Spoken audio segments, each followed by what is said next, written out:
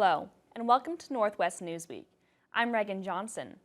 Martin Falls First Nation has inked a deal with the province to fast-track construction of a road to the Ring of Fire. The chief of the community was in Toronto on Thursday, along with Premier Doug Ford and Indigenous Affairs Minister Greg Rickford. The partnership deal could see construction of access roads to the Ring of Fire get underway as soon as next summer. CTV's Siobhan Morris has the details.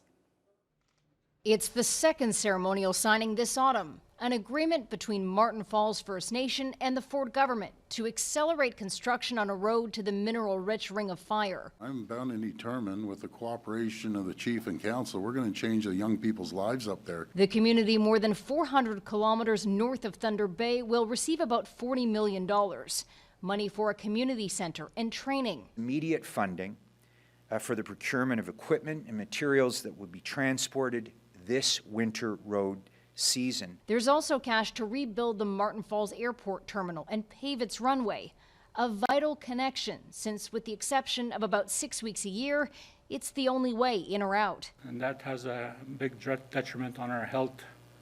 We cannot easily jump in a car and then ride down the street to make an appointment to the doctors. Martin Falls has to hand in its environmental assessment of the access road by February, with the cost of bringing supplies in by air soaring and the winter access road window melting away. We are willing to overcome what's happened in the past and build our community up and find a way to prosper together. The hope is to start construction on access roads for Martin Falls and Webequie First Nation this summer.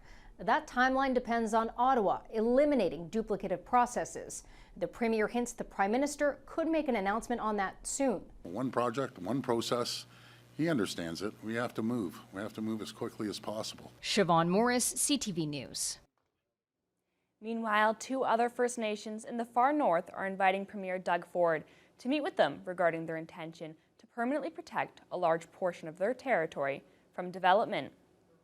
A news conference was held on Thursday morning at Queen's Park with KI Chief Donnie Morris, Wapakika Deputy Chief Alan Brown, MPP Saul Mamakwa, and officials from the Wildlands League. The 2 communities previously set aside the Fawn River protected area, seen in purple, and now they're aiming to permanently protect the yellow area from mining and other development.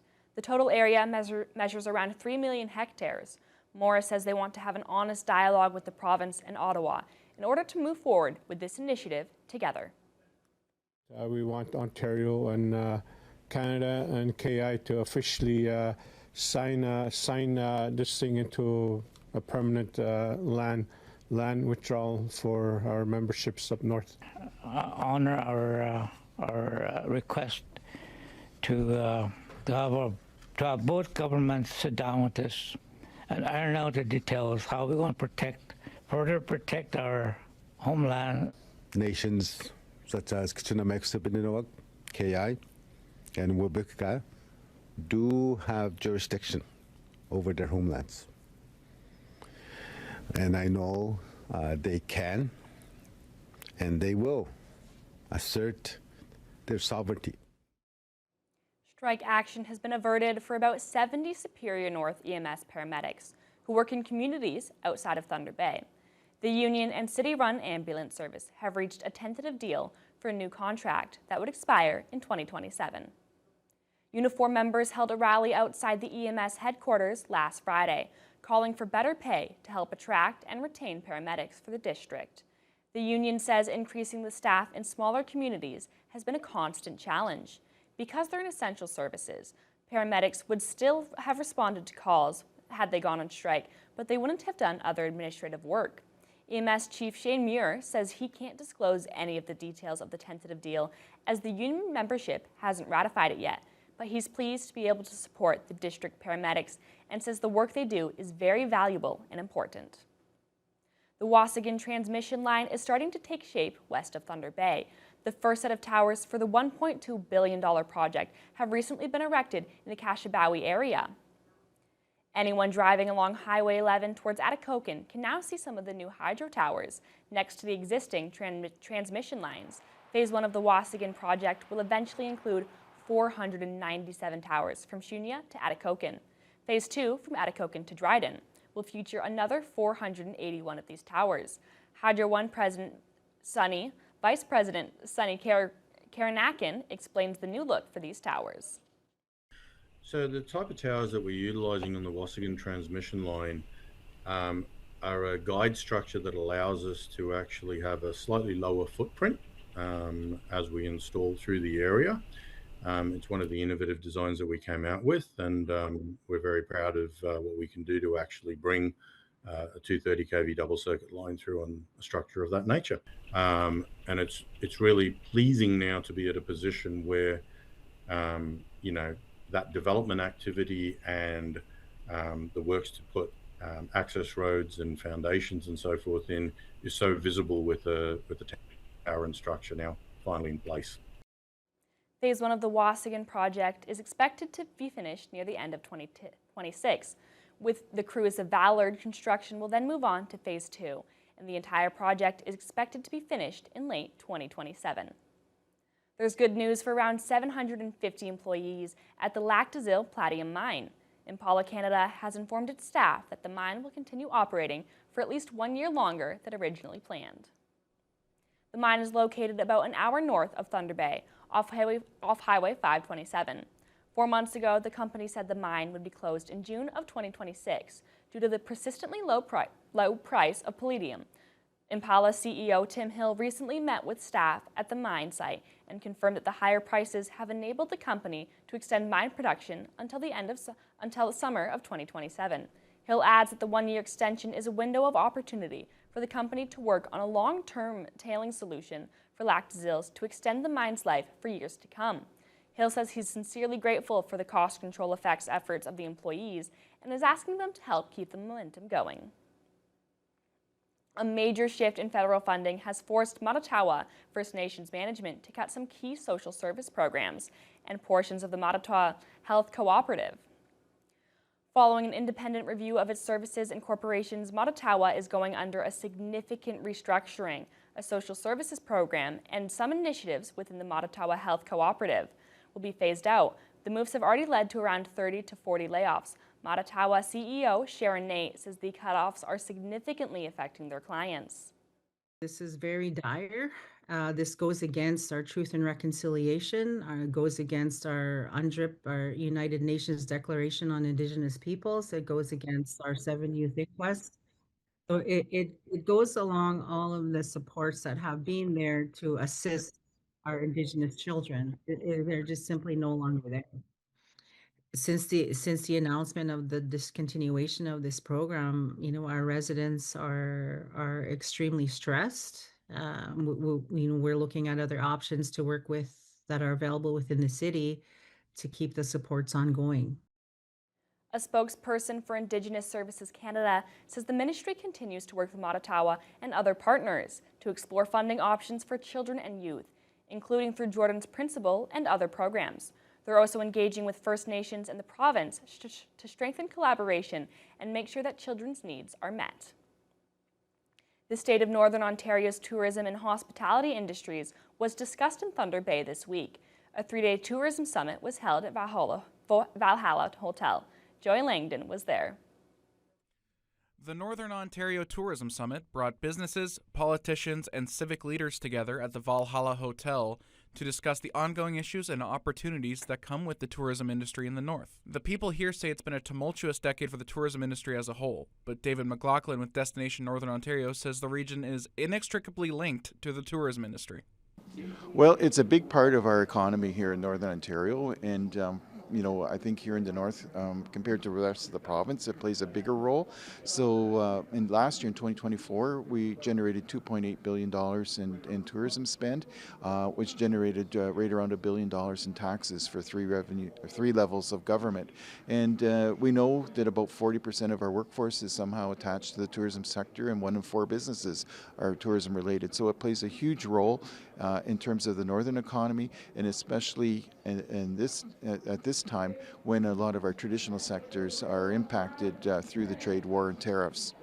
Indeed, the tariffs and international tourism is a hot topic at the summit, with many people noting that the significant dip in tourism of American citizens to Northern Ontario has only been partially offset by a strong push to increase tourism from European and Asian countries. Shadow Minister for Fed Nor Eric Malillo presented at the summit, speaking on the importance of easing the tensions at the federal level to help grow the number of visitors to the region. The trade discussions and some of the animosity that's come up as a result of that has also impacted the way people are traveling. I've heard from people on the Canadian side they're not going to be traveling to the States until this is done, and I've heard the same thing the other direction. So we want to make sure that that gets resolved, I think, from a tourism standpoint, so that more American clientele will come back to our region and enjoy all that we have to offer. Well, today we heard about some of the work that's going on in terms of developing the overseas markets and growing that market. When we started about 10 years ago, we were at 0.1%, and we're closing in on $100 million in annual revenues from the overseas market now. And we were hearing people talking about the cruise sector and what the cruising industry is doing for the North. The summit will continue on Thursday, with the focus shifting to the future of the tourism industry in Northern Ontario. Joey Langdon, TBT News. And we'll have more from that Northern Ontario Tourism Summit right after this short break. When you develop that economy, you want to have the local people stay in that area. You're attracting jobs.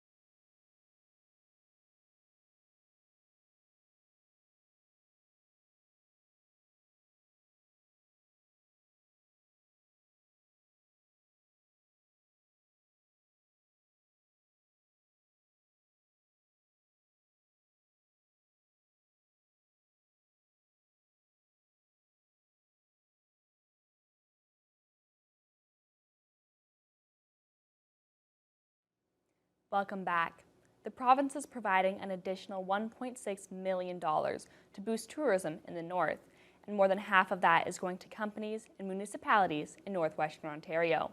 The announcement was made on day 3 of the Northern Ontario Tourism Summit in Thunder Bay. Joy Langdon was there. The Northern Ontario Tourism Summit wrapped up at the Valhalla Hotel on Thursday, with the big ticket announcement of $1.6 million to various tourism initiatives across Northern Ontario. Over $800,000 of that is going to companies and municipalities in the Northwest. Northern Development Minister George Peary says that it's not just about making the region more attractive to tourists, but keeping people in the north. And when you develop that economy, you want to have the local people stay in that area. You're attracting jobs. You want the people that are working in these new projects to stay in the communities, and they're going to stay if they've got trails, hiking trails, new marinas. It enhances the community, so it helps the overall economy.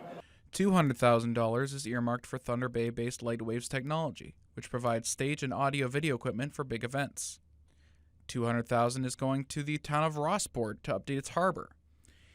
Ear Falls is getting about $250,000 to update its walking trails in the golf course, and over $172,000 is for Terrace Bay for electrical work and the installation of a new water pump at its golf course. Organizers of the Tourism Summit say that one of the biggest impacts locals may feel is an increase of employment opportunities in the hospitality sector. But people forget that tourism is everything from a dockhand to marketing, to communications, to workforce development. There are so many avenues in tourism. If you're interested, check out tourismrocks.ca. We have a toolkit, we have videos. Really think about getting into a career in tourism. And no day is the same, and it's the best job. So tourism is big in Northwestern Ontario, as you know, so the ability to provide funding and supports to communities where we're going to see a good economic return from those investments are a key factor of the NOHFC funding. Representatives from across the north say that Thunder Bay was a fantastic host this year, but the rotation will continue. After Thunder Bay, the summit will migrate down to Sault Ste. Marie next year. Representatives from Thunder Bay will be there as well. Joey Langdon, TBT News. A man from Ignace is the latest lucky millionaire, courtesy of the Thunder Bay 50-50 draw. Dennis Wilson got the call on Friday from Hospital Foundation CEO Glenn Craig. You know what we do Fridays at 11 a.m.? Yeah, okay. We call the winner of the Thunder Bay 50-50. I'm waiting. Dennis, you are the winner of the November Thunder Bay 50-50, and you are a multi-millionaire. Oh, that's great news, I'll tell you. Can't believe it. The exact number, if you want to know, is $2,130,175 to be precise. Awesome. Well, that sure made my day. Well, I hope it makes your year. Wilson said he's always been buying tickets as a win-win, given how much money the 50-50 raises for the regional hospital. Tickets are now on sale for next month's draw, which could see the biggest jackpot yet. Last year's December grand prize hit $6.4 million. Ignace Town Council has shot down 2 proposals by some of the town's residents, which would have significantly affected a major subdivision in the middle of the community. The current plans would see to the creation of up to 260 new residential lots. One of the proposals would have given current residents of adjacent lots the first right of refusal to buy any new homes built in Ignace. This likely would have led to most of the new housing becoming rental properties. Another proposal from residents to council would have significantly shrunk the size of the new subdivision and completely enclosed it within a wooden area, with the exception of an access road. Ignace CAO Aaron Gullens says while the town is happy to hear residents' concerns, these 2 proposals couldn't be accepted by the town council. There are 2 options I don't see as realistic, unfortunately. I don't want to say realistic. Yeah, realistic. We can't just select certain people to purchase. That's just not fair to the other residents. And the redesign that would be required to have that easement would just delay 2 years plus additional costs. But we will try to address some of the concerns that they have as best as we can during the negotiations of that subdivision agreement. The next step for the town of Ignace is selecting a developer to head up the planning and construction. Bids are now being accepted for what the town is calling the Mayette Subdivision Project. Regional high school students gathered in Ignace recently to learn about potential careers in nuclear energy. The 3-day symposium offered the youth a chance to check a variety of skilled trades and technology opportunities being created at the future nuclear waste facility near Ignace. Joy Langdon has the story. High school students from Ignace, Dryden, and Pickle Lake were bused to the Ignace Recreation Center to attend the Nuclear Youth Symposium. There, they were able to participate in various activities to learn more about careers in nuclear energy. This included environmental case studies, carpentry workshops, lessons in architecture and law, and many more hands-on activities. The recurring theme was with the incoming nuclear waste repository west of Ignace. More young people will now have the option to stay in their hometowns when looking for their career. Absolutely. You know, in the past, and this really touches my heart, in the past they've had to leave this community to find jobs. So it's very important that they're going to be able to learn trades, get involved, and stay within their community.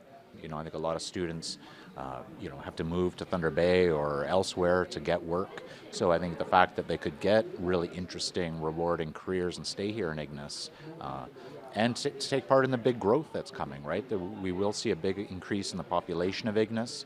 So I think young people are excited about that as well. Various exhibitors were in the upper hall during the event to promote the field of nuclear energy and to answer any questions the students may have.